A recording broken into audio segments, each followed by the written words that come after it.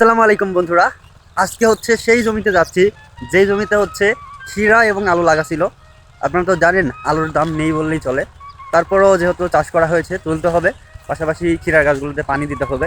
গাছ প্রায় বড় হয়ে গেছে, ফুল আসা শুরু করছে। আলু তোলার পর আমরা সেই ক্ষীরাগুলোকে পরিচর্যা করব, যদি ক্ষীরা থেকে লাভবান হতে পারি আর কি। আসসালামু আলাইকুম আব্বা। ওয়ালাইকুম আসসালাম।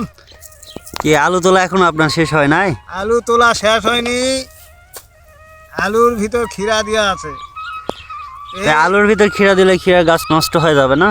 নষ্ট হয় না, বান তুলে দেওয়া লাগে দুদিকে। এই যে এই পাশে এগুলা মনে হয় ক্ষীরার গাছ না? এটা ক্ষীরার গাছ। এখন আলু তুলে নিয়ে পানি দিয়ে খাওয়া দিলে এক মাসের মধ্যে ক্ষীরা হয়ে যাবে। বা আলুর দাম না থাকলেও ক্ষীরার থেকে দাম পাওয়া যাবে নাকি? ক্ষীরার বাজার কেমন? ক্ষীরার প্রচুর দাম। বা আপনি তো সময় মতো তোলা পারেন নাই। তোলা হয়নি, এটা একটা ফসলের ভিতর দেওয়া হয়েছে, ওই জন্য সময় লেটে গেছে। ইনশাআল্লাহ আশা করা যায় আলুর দাম কম হোক, কিন্তু ক্ষীরার যায় টাকা পাবো। বা আপনারা সবাই দোয়া করবেন আলুর লস যেন ক্ষীরা তুলতে পারে, দোয়া করবেন। তো বন্ধুরা, অবশেষে হচ্ছে আমরা যেই জমিতে এতদিন ক্ষীরা লাগানোর ভিডিও দেখাইছি, মানে আলুর পাশাপাশি ক্ষীরা চাষ করার কথা বলছি, আজকে সেই জমি থেকে আমরা হচ্ছে আলু তুলছি। আলুর পাশাপাশি আমাদের ক্ষীরার গাছ অলরেডি বড় হয়ে গেছে।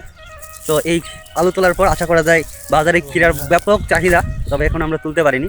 আপনাদের ভালোবাসায়, আপনাদের দোয়ায় আলুতে হচ্ছে পর্যাপ্ত পরিমাণে চেষ্টা করার পরও আলুর দাম নাই, যার কারণে আমরা আলুতে লাভ করতে পারিনি। আশা করা যায় ক্ষীরা চাষ করে কিছুটা হলেও ভালো কিছু আসবে আশা করা যায়। আর যেহেতু আমরা আলু তুললাম আজকে, আগামী ভিডিওতে ক্ষীরা পরিচর্যা নিয়ে ভিডিও আসবে। আলু এবং ক্ষীরা একসঙ্গে চাষ করলে সময় এবং খরচ দুটোই কম লাগে।